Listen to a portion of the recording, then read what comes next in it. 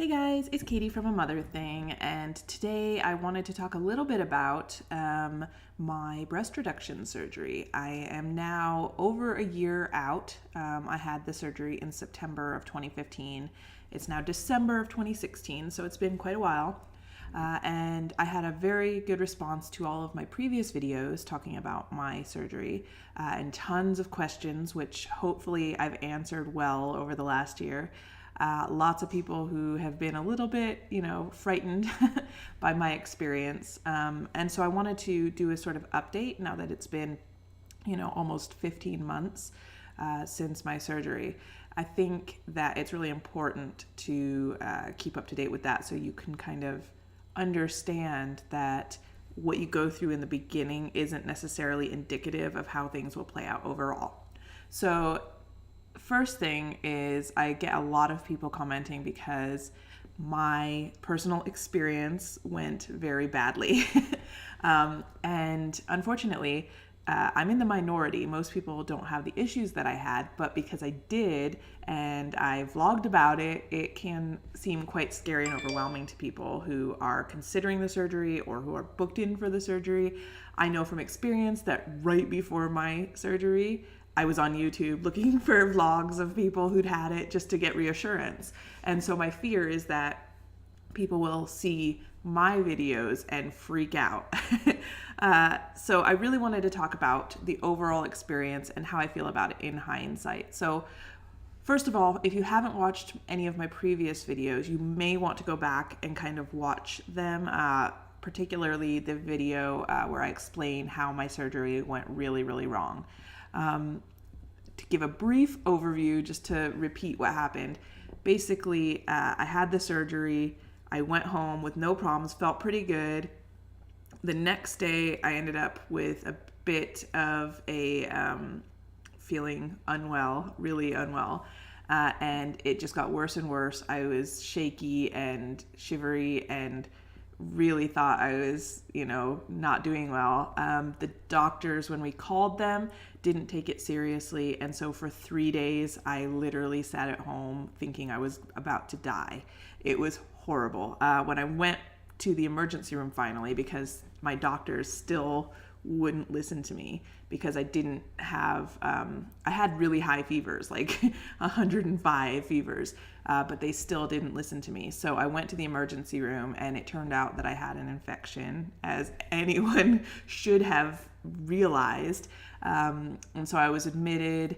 They gave me antibiotics and I should have, I was hoping that that would be it, but I ended up having to have a second surgery 4 days after the original. They had to reopen, it was my right breast, so they had to reopen it and clear it out of all the infection and then sew it back up again. So what this means is basically my actual recovery time was extended hugely because obviously they had to reopen me. I also had real trouble healing. I ended up having holes open up in my wounds, which I had to pack with gauze and medicine, and it took a long time for me to actually heal.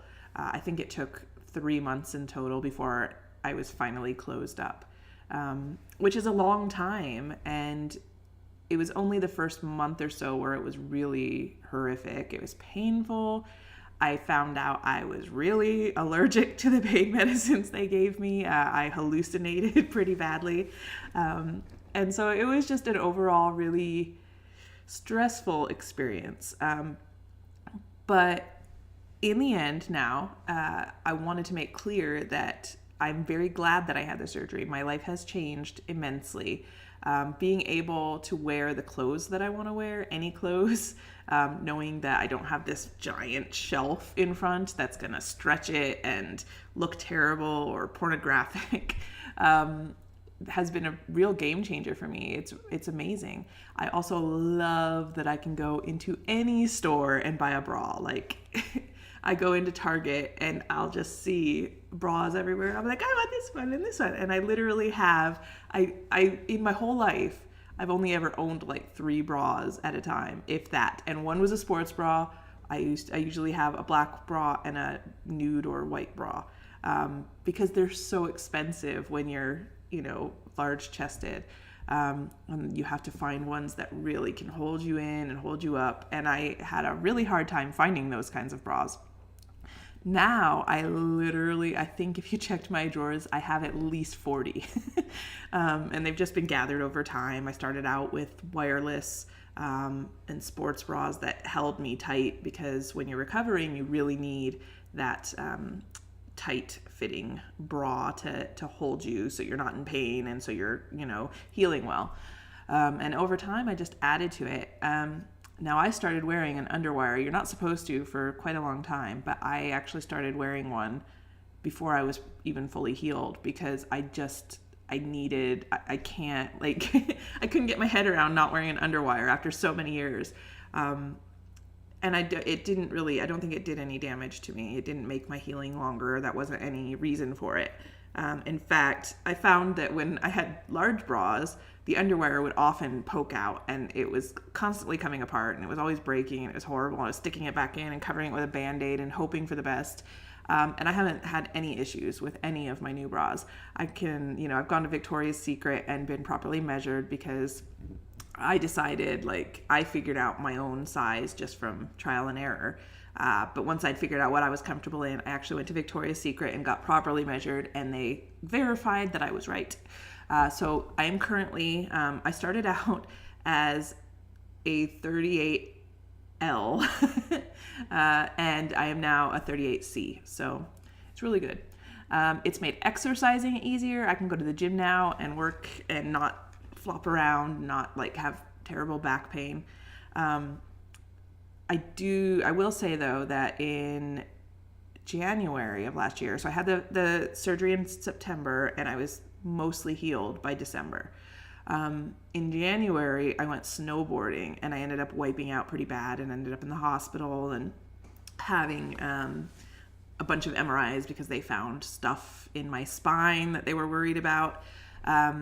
And I've been in a lot of pain since January, but I found out that all those years of heavy breasts had actually given me pretty good scoliosis, which is where your spine curves. I have a mild hump on my back. I have arthritis in my spine, and I have a couple of bone islands. And these are all things that are caused from the heft of my former breasts. And if I had kept them and kept going, it would have just got worse and worse. And now I'm already in daily pain. I don't take medication because, as I said, I'm allergic to most painkillers, which is a real annoyance. And I can't take any anti-inflammatories like ibuprofen or aspirin. I'm not allowed, just because I have stomach issues. So literally the only thing I can take is Tylenol, and it doesn't do anything. So I don't take anything for my pain, but I'm very grateful that I had the surgery when I did, because if I had waited any longer, the pain would have been intolerable and it would have just got worse and worse. And so I'm very, very happy that I did it, and I have bettered that situation. As for the actual wounds themselves, because I know that scared a lot of people, and 3 months to heal, I guarantee you it feels like a lot longer. It is horrible.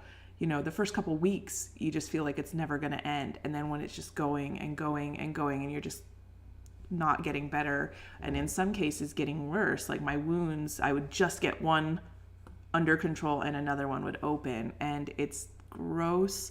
I had to wear my drains because when they did the first surgery, I didn't have drains. When they opened me back up and cleaned me out, they put a drain in, and it was not fun. Well, they put drains in both. In fact, now that I think of it, they did open my left one as well, but they only opened it on the outside, whereas my right breast, they had to open the whole thing. So, sorry, I lied. But they put the drains in after the second surgery, and the left drain, because there was no infection in there in the first place, it came out after a week. My right breast, the drain stayed in, I think it was for 3 weeks, and it was not fun. It's disgusting. What comes out of you looks disgusting. It smells disgusting, and you have to empty it several times a day, and it's gross. But even after they took the drains out, I was still kind of leaking fluid out of my right breast. And these holes that kept opening up, it was because there was so much fluid in there that it was expanding the breast. And so it was stretching out the wound. And so it would leak all down my front. It would stain my shirts. It was so unpleasant. I can't even tell you. I was wearing bandages all along the bottom incision, and it was gross. And it just took forever. And honestly, like I do not ever want to go through anything like that again. So while I am still happy I had the surgery, if you told me that I had to do it all over again and go through the same thing, right now I don't think I could do that. Like maybe in time when I forget it. But right now it's just so disgusting to even think about. I'm sorry. If you have to have drains, and if you take trouble healing, I'm so sorry for what you're going to have to go through, because it's not fun, but I got through it. And that's the main thing. And now I have boobs that I like, so it's good. As far as the breasts themselves, so it's been 15 months almost, like I said. The scarring is way better than I anticipated. The right breast, as you can imagine, is worse than the left breast because they had to open it all up again. Most of the time you can't even see the scars. Around the nipple, the scar is invisible. I can feel it if I touch it because there's a ridge around it, but it's very small. But you can't see it. My husband can't see it. Nobody can really see it. The vertical scars going down from the nipple to the bottom incision, those are, again, almost invisible. You can see them if you're looking for them, but if you just kind of looked at me at a glance, you wouldn't necessarily notice them. I can almost never see them. If I'm looking in the mirror, if I'm standing there naked, I can't see them. I have to actually lift my breast to be able to see the bottom scars, and I'll be honest, they are worse than the other scarring. You can't really see it on the left breast, again, unless you lift it up, and you can kind of see it. But the right breast is pretty bad. I also have a bulge of skin on this side, so I'm not entirely sure what it is. I don't have it on this side, but from the anchor scar, I think when they reopened me, it just formed this pocket right here, and it hasn't gone down. And so I've been told that I could have revision to fix that. I don't want revision. I don't want to go through it again.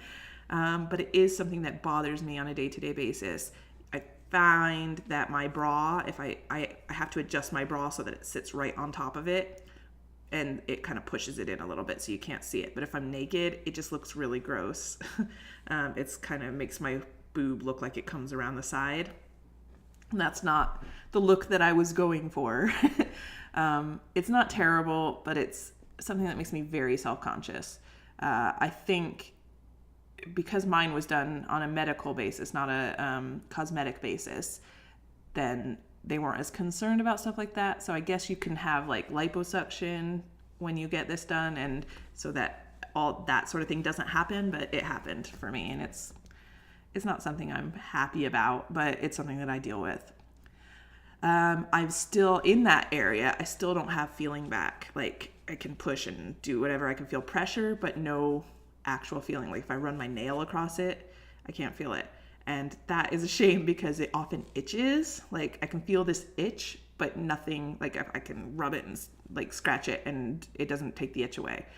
It's more of like an internal itch. I don't really know how to describe it, but it's not fun, and it doesn't happen that often, but it's kind of annoying when it does happen. My nipples have full sensation, didn't lose anything, which I was really surprised and gladdened by, because I don't know, I felt like I had so much removed that it felt like those were either going to die off or they were going to lose sensation, but they have not lost any sensation. They are very responsive. In fact, probably more responsive than they used to be. Sorry if this is all too much information, but I know I was interested in this sort of thing before I had the surgery. The whole breast, again, I have full feeling except for this one spot here. Sometimes I lose a little tiny bit of feeling on this side, but it just kind of comes and goes, but it's hardly ever. It's very rare. I'm trying to think of what else I should talk about. It's it was mentally and emotionally, it was a very tough thing to go through, the whole process. If you haven't watched my previous videos, like, it happened super fast. I think I went in to, I decided it was time to have the surgery because I thought it was going to take months before I would actually have it. So when I made the decision, I thought, I'm going to go to the doctor right now and I'm going to figure it out. So I booked appointments with like 3 or 4 different doctors. But I only ended up going to one because I'm lazy. So I went to the doctor at the University of Utah, Dr. Rockwell, and I think I went there, it was like the 1st or 2nd of September, and he agreed that I was a good candidate for it. So they sent a letter off to my insurance and told me it would be, probably 4 to 6 weeks before the insurance would give me an answer. And he warned me that I may have to like appeal and fight them to get this. But they actually answered within the week and said, yes, go for it. And I was like, woo. So when they called me and they're like, we have an opening, we can do you in October. And I was like, yeah, that's faster than I thought, but yeah, why not? And then, so I was planning on that. And then they called me a couple days later and said, or I think it was like a week or so later, and they were just like, we had a cancellation. You want to do it on the 23rd of September? And I was like, and it was like a week away. And I was just kind of like, okay. So from start to finish, from the time I made the decision to the time I actually had the surgery, it was less than 4 weeks. And so I didn't really have time to do a huge amount of like thinking about it. So like I said, the day before I was on YouTube and I was like watching everybody else's videos to see how they did, and nobody had any issues. Everybody who had the surgery basically had the surgery and was in pain and healed. No one was talking about any issues that they had. So I was reassured. And that's why when my surgery didn't go so well, I decided it was going to be very important to talk about it, because I would like to have seen other people discuss the downside of the surgery and see if they were still happy about it. So I updated at the time. I updated, for like a month or so after the surgery. I don't even think I was fully healed when I made my last video about it.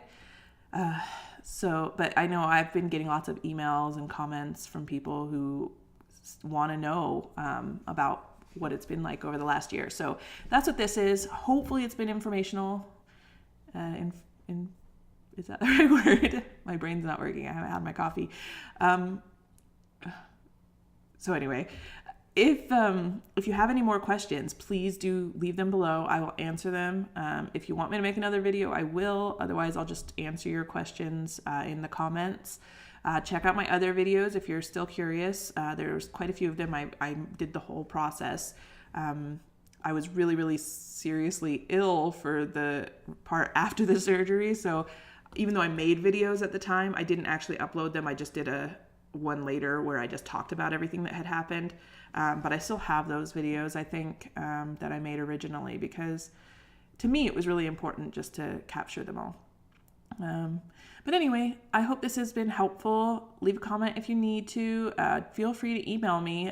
My email is Katie, Katie, @amotherthing.com. Or you can come to my blog and find it, just amotherthing.com. And yeah, feel free to leave a thumbs up. I'd appreciate it. All right, I'll see you guys soon. Yeah, good luck if you're having the surgery. I'll talk to you guys later.